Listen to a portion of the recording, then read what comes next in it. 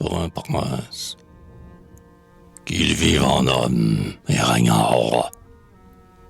Frère, en saluant d'un hymne d'espérance le futur héritier du premier de nos rois, en appelant sur lui, le jour de sa naissance, les bénédictions du glaive et de la croix, ne lui prodiguons pas des hommages sordides, et que la flatterie, étrangère à nos mœurs, épargne, au nom du peuple, à ses lèvres candides, un lait qui corrompt tant de cœurs.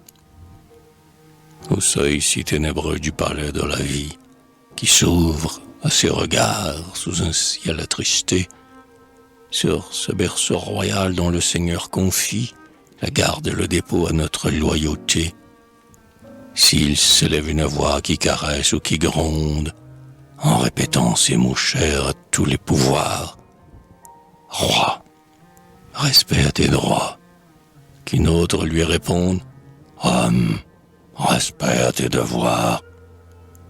Frère, la royauté, sous nos toits domestiques, jette à peine un reflet de son premier éclat.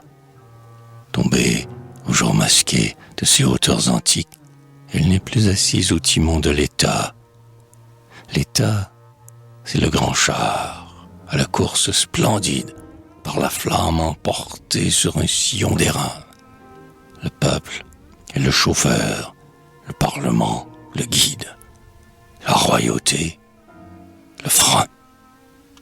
Pour régner avec gloire au sein d'un pays libre, le fils se saura du père adopter le passé.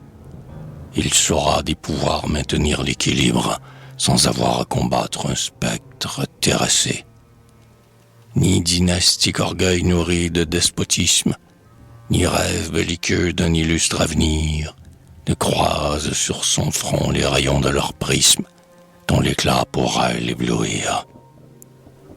Né comme son pays au milieu d'un orage, qu'il grandisse avec lui sous un ciel plus serein, que toujours sa vertu, que toujours son courage s'élève à la hauteur de son noble destin, qu'il n'abaisse jamais devant l'orgueil des mitres, de son front mâle et fier la libre majesté, qui peut être le peuple en faveur de ses titres, l'absoudra de la royauté.